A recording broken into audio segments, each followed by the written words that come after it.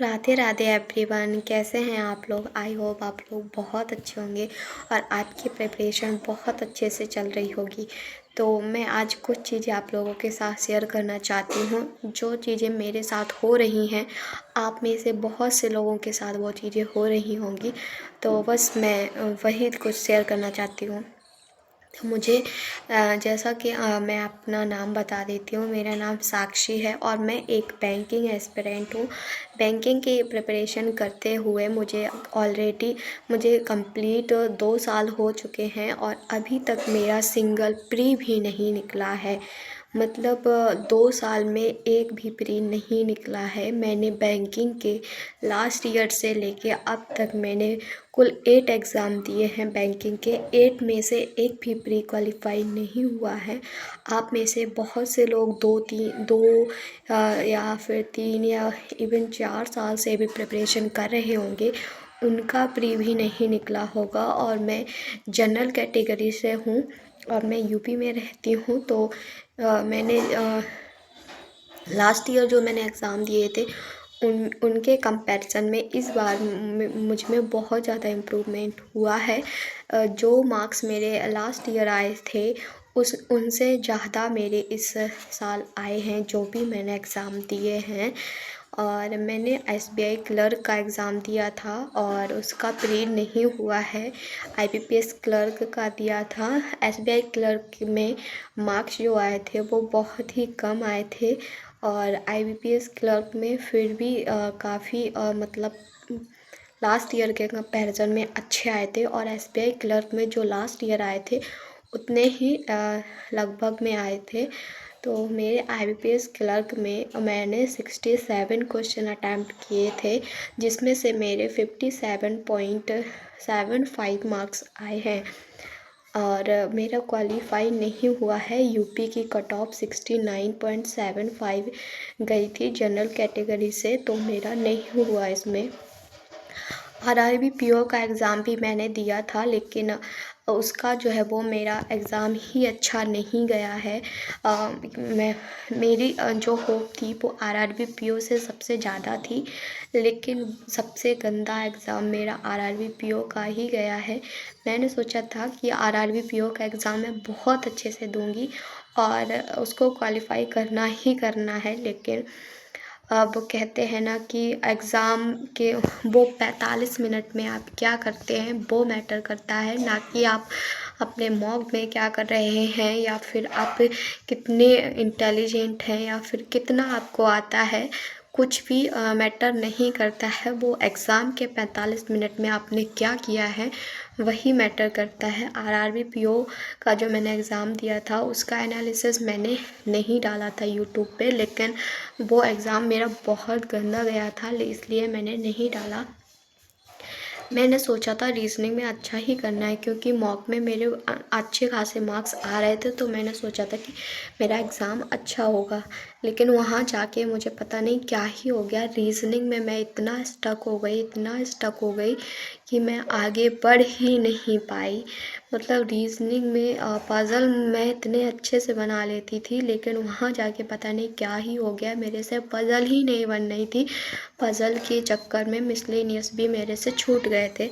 तो RRB PO का exam बहुत गंदा हुआ था और अभी मैं आरआरबी क्लर्क का एग्ज़ाम दे के आई हूँ, जिसमें मैंने 67 क्वेश्चन अटैम्प्ट किए हैं।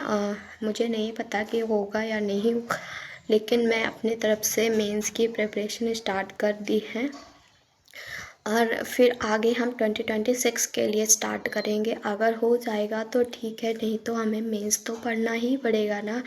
तो हम 2026 के लिए स्टार्ट करते हैं। आप लोगों में से कौन कौन 2026 के लिए स्टार्ट कर रहा है, प्लीज़ कमेंट सेक्शन में ज़रूर बताना। बस मैं ये कहना चाहती हूँ कि 2026 रीस्टार्ट करना कोई गलत बात नहीं है, ना ही कोई बुरी बात है। बस ये है कि हर किसी के पास टाइम नहीं है।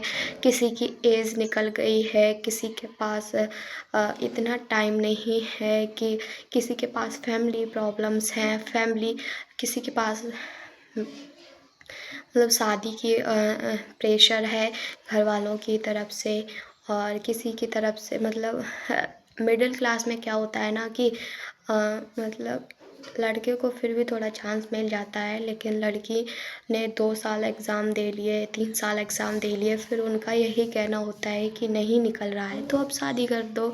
उसके बाद शादी के बाद भी तो एग्ज़ाम दिया जा सकता है, जॉब ली जा सकती है। लेकिन जो थोड़े पेरेंट्स थोड़े पढ़े लिखे होते हैं और मतलब तो वो समझते हैं कि हाँ, ये गवर्नमेंट एग्ज़ाम है, इतनी आसानी से निकल जाए तो हर कोई मतलब गवर्नमेंट जॉब ही ना करने लगे। लेकिन हमारे यहाँ पे गाँव में मिडिल क्लास फैमिली में ऐसा नहीं होता है। हमारे यहाँ तो बस यही है कि जो करना है आप शादी के बाद करिए। और गाँव में क्या होता है ना कि अगर लड़की की एज 20 इयर्स प्लस हो गई है तो मतलब उसकी शादी कर देनी चाहिए।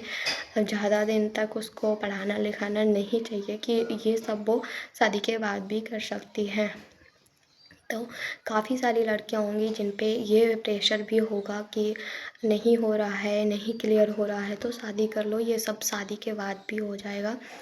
तो लड़कों में भी प्रेशर होगा, लड़कों पर भी प्रेशर होगा, काफ़ी चीज़ें हो जाती हैं कि मतलब इतना बैंकिंग मैंने जो चूज़ किया, कभी-कभी तो ये लगने लगता है कि क्या हमने सही डिसीज़न लिया था इस सेक्टर में आने का, ये वाला एग्ज़ाम देने का हमने सही डिसीज़न लिया था या फिर हम कुछ और चूज़ कर सकते थे।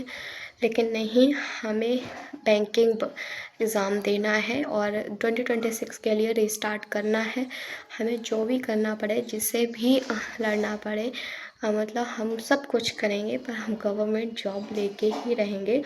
हाँ, फैमिली को समझाएँगे, नहीं समझते हैं समझाएँगे, ठीक है। अगर बहुत सारे लोगों के पास मनी प्रॉब्लम है, इतने पैसे नहीं हैं कि वो फॉर्म फीस फिल कर सकें क्योंकि बैंकिंग की फ़ीस भी बहुत ज़्यादा होती है और फॉर्म फीस भर सकें, उसके बाद एग्ज़ाम देने जाना उसमें भी काफ़ी पैसा लगता है। तो सबके पास इतना नहीं होता है, कोर्सेज़ इतने मतलब कोर्सेज़ का पैसा सब कुछ नहीं मैनेज सब लोग कर पाते हैं।